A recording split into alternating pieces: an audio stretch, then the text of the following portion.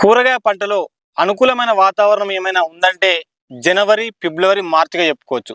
ఈ 3 నెలలు అనే వాతావరణం వచ్చేసి కూరగాయ పంటలకు ఒక అనుకూలమైన చక్కటి వాతావరణం చెప్పుకోవచ్చు. ఎందుకంటే మనకు జనవరి నెలకు వచ్చేసరికి ఈ చలి వాతావరణం అనేది మనకు తగ్గుతా వస్తుంది.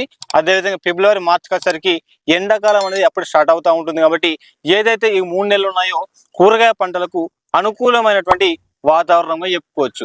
అయితే మరి ఈ కూరగాయ పంటలు ఎలాంటి విత్తనాలు వేసుకోవాలి అనేది మీకు చూసినట్లయితే బెండకాయ, బీరకాయ, కాకరకాయ లాంటి తీగజాతి సంబంధించినటువంటి కూరగాయలు పండించుకోవాలి. ఇలాంటి టైంలో మీరు టమాటా పంట కనుక వేసుకున్నట్లయితే అధిక లాభాలు పొందే అవకాశం అయితే ఉంటుంది.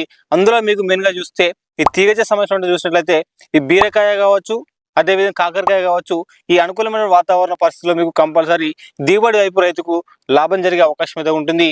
మరి ఎలాంటి విత్తనాలు వేసుకోవాలి, మా సైడ్ చాలా మంది రైతులు మరి వేసే విత్తనాలు ఏంటి అనేది మీకు ఈ వీడియోలో చెప్తాను. కాబట్టి ఈ వీడియో చూస్తున్న ప్రతి ఒక్క రైతు కూడా వీడియోను స్కిప్ చేయకుండా పూర్తిగా చూడండి.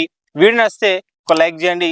ఛానల్ని ఎవరైనా కొత్తగా చూసిన వారైతే సబ్స్క్రైబ్ చేసుకొని పక్కనే ఉన్నటువంటి బెల్ ఐకాన్ యాక్టివేషన్ చేసుకోండి. ఇక మొదటగా మీకు ఈ తీగజాతి సంబంధించిన కూరగాయలు చూసినట్లయితే కాకరకాయలో మనకు తెల్ల కాకరకాయ ఉంటుంది, నల్ల కాకరకాయ కూడా ఉంటుంది. కాబట్టి 2 రకాల ఉన్నటువంటి విత్తనాలు మా సైడ్ ముద్ర సీడ్స్ వారి శృతి అండి. ఈ శృతి అనేది కనుక మీరు చూసినట్లయితే ఇది మనకు తెల్ల కాకరకాయ చెప్పుకోవచ్చు. సైజు కూడా మనకు బ్రహ్మాండంగా పొడుగ్గా వస్తుంది సైజు అనేది. అదేవిధంగా ఈ చలి వాతావరణంతో పాటు ఎండ తీవ్రతలో ఉన్నటువంటి ఈ మధ్యలో ఉన్నటువంటి కాలంలో అనుకూలమైనటువంటి ఒక చక్కటి విత్తనం చెప్పుకోవచ్చు.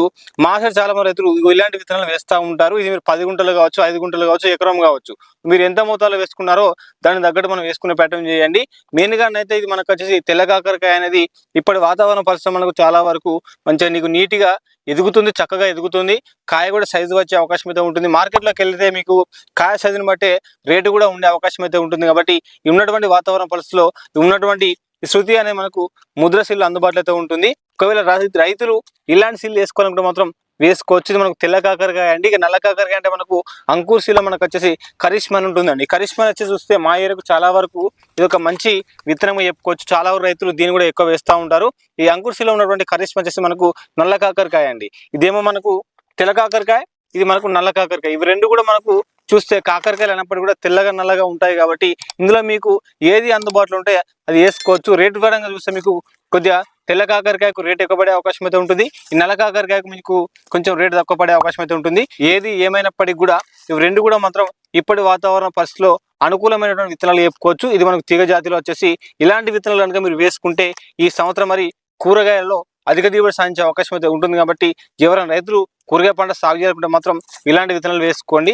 అంకుర్లో మనకు కరిష్మా అండి, ముద్ర వాళ్ళది శృతి అండి. ఇవి రెండు కూడా ఒక మంచి కాకరకాయ విత్తనాలు చెప్పుకోవచ్చు. ఇకపోతే మరి మార్కెట్లో చాలా రకాల విత్తనాలు ఉన్నప్పటికీ కూడా మా ఏరియాకు వేసే విత్తనాలు కొన్ని రైతులను అడిగి తెలుసుకొని మీకు చెప్తున్నాను. కాబట్టి మీరు కనుక ఎవరైనా కూరగాయ సాగు చేసిన వారైతే మరి మీరు వేసిన విత్తనాలు ఏంటి అనేది కూడా కింద కామెంట్ రూపంలో తెలియండి.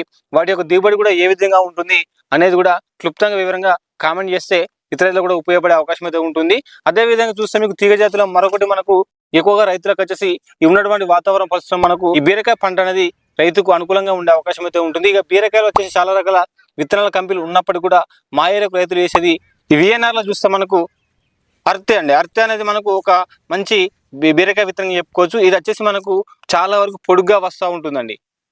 కాబట్టి ఈ బీరకాయ పంటలో కూడా ఇది ఒక విఎన్ఆర్ సీలో మనకు ఈ ఉన్నటువంటి అర్త్రే అనేది కూడా ఒక మంచి విత్తనంగా చెప్పుకోవచ్చు. కాబట్టి రైతులు ఒకవేళ బీరకాయ పంట సాగు చేయాలనుకుంటే మాత్రం ఇలాంటి విత్తనాలు కూడా పెంచుకునే ప్రయత్నం అయితే చేయండి. మరి బీరకాయ విత్తనాలు చూసినట్లయితే చాలా వరకు మంచి మంచి కంపెనీలు కూడా ఉన్నప్పటికీ కూడా అనుకూలమైన వాతావరణం కొంతమంది రైతులకు ఆ దిగుబడి అనేది రాకపోవడం వల్ల రైతులకు చాలా నష్టం జరిగే అవకాశం అయితే ఉంటుంది. కాబట్టి ఇది కనుక మీరు చూస్తే విఎన్ఆర్లో ఒక మంచి విత్తనం చెప్పుకోవచ్చు. చాలా రైతులని అడిగి తెలుసుకోవడం జరిగింది. ఈ విత్తనం అనేది చాలా బాగా ఉంటుంది, రైతుకు అనుకూలంగా ఉంటుందని చెప్పడం జరిగింది. కాబట్టి మీ ముందుకు ఈ విత్తనాన్ని తీసుకురావడం జరిగింది. ఇకపోతే మరొకటి బెండకాయ సాగులో చాలా వరకు రైతులకు చలి తీవ్రతను బట్టి మనకు మొక్క అనేది ఎదుగుదల అనేది ఆగుతూ ఉంటుంది. ఈ ఉన్నటువంటి వాతావరణ పరిస్థితుల్లో మనకు చలి యొక్క తీవ్రత తగ్గుతూ వస్తుంది. కాబట్టి ఇప్పుడు కనుక మీరు బెండకాయ పంట సాగు చేస్తే మాత్రం రైతు అధిక దిగుబడి సాధించుకునే అవకాశం అయితే ఉంటుంది. లాభాలు కూడా ఎక్కువ వచ్చే అవకాశం అయితే ఉంటుంది. మరి బెండకాయ పంటలో ఎలాంటి విత్తనం వేసుకోవాలి అనేది మీకు చూసినట్లయితే మనకు బిఎస్ఎఫ్ కంపెనీలో చూస్తే మనకు ఇదండి. బిఎస్ఎఫ్ వాళ్ళు వచ్చేసి మనకు సరన్స్ అండి. సరన్స్ అనేది మనకు సరన్స్ అనే విత్తనం అనేది ఈ బెండకాయ వచ్చేసి మనకు రైతుకు అనుకూలంగా ఉంటుంది. తెంపేటప్పుడు కూడా మనకు ఈజీగా వస్తూ ఉంటుంది. అదేవిధంగా మొక్క కూడా ఎదుగుదల నుంచి కాండం నుంచి మనకు బలంగా దృఢంగా పెరుగుతూ వస్తూ ఉంటుంది. మా ఏరియాకు చాలా వరకు రైతులు ఎక్కువ పంట సాగు చేసే మాత్రం ఇదేనండి. మనకు ఈ సరన్స్ అనేది ఒక రైతుకు అనుకూలంగా ఉంటుందట.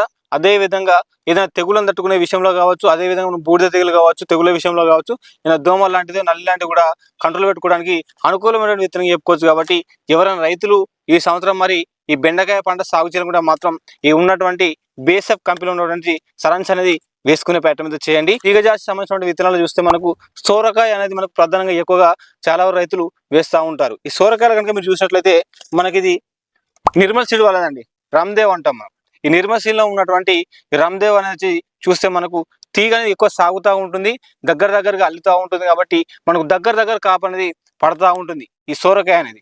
కాబట్టి రైతులు సోరకాయ పంట సాగు చేయాలంటే మాత్రం ఈ నిర్మల్ సీడ్ వాడి వచ్చేసి మనకు రామ్దేవ్ అనేది తీసుకోండి. ఇది మనకు NBBH 200 అని ఉంటుంది. అదేవిధంగా రామ్దేవ్ అనే పేరుతో అందుబాటులో అయితే ఉంటుంది. ఈ సోరకాయ అనేది చూస్తే మీకు దాదాపుగా ఎక్కువ మొత్తంలో వేటిని బట్టే మనకు కిలోని బట్టి అమ్ముతూ ఉంటారు, కాయ సైజుని బట్టే అమ్ముతూ ఉంటాం. కాబట్టి మార్కెట్లో మీ కాయ సైజు మంచిగా వస్తూ ఉంటుంది. అదేవిధంగా దగ్గర తీగ అనేది జరుగుతూ ఉంటుంది. కాబట్టి తద్వారా నీకు దగ్గర క్రాప్ అనేది వస్తూ ఉంటుంది. కాబట్టి ఇలాంటి ఉన్నటువంటి ఈ సోరకాయ విత్తనాలు కూడా వేసుకునే ప్రయత్నం అయితే చేయండి. కాకపోతే మీకు నెక్స్ట్ వీడియోలో మీకు పుదీనా గురించి చెప్తానండి. కాబట్టి ఎవరైతే రైతులు మన ఛానల్ చూస్తున్నారో కంపల్సరీ తోటి రైతులకు షేర్ చేయండి. మరికొంతమంది రైతులు చూసే అవకాశం అయితే ఉంటుంది. అదేవిధంగా మీరు లైక్ చేసిన వెంటనే మీకు యూట్యూబ్లో కొత్తగా హైప్ పాయింట్స్ అడుగుతూ ఉంటుంది. హైప్లో కనుక మీరు పాయింట్స్ ఇస్తే యూట్యూబ్ అనేది నా వీడియోను మరికొంతమంది రైతులకు రికమెండ్ చేసే అవకాశం అయితే ఉంటుంది. ఏవైతే మనం ఇప్పటిదాకా చెప్పిన కూరగాయ పంటలు మాత్రం ప్రధానంగా ఈ జనవరి నెలలో చాలా కీలకమైన పంటలు చెప్పుకోవచ్చు. వివిధ రకాల పంటలు ఉన్నప్పటికీ కూడా మరి అనుకూలమైన వాతావరణం తగ్గట్టే మనం పంటలు వేసుకోవాలి. కాబట్టి ఈ జనవరి నెలలో ఏవైతే మీకు ఈ వీడియో చెప్పానో ఈ పంటలు చాలా కీలకం.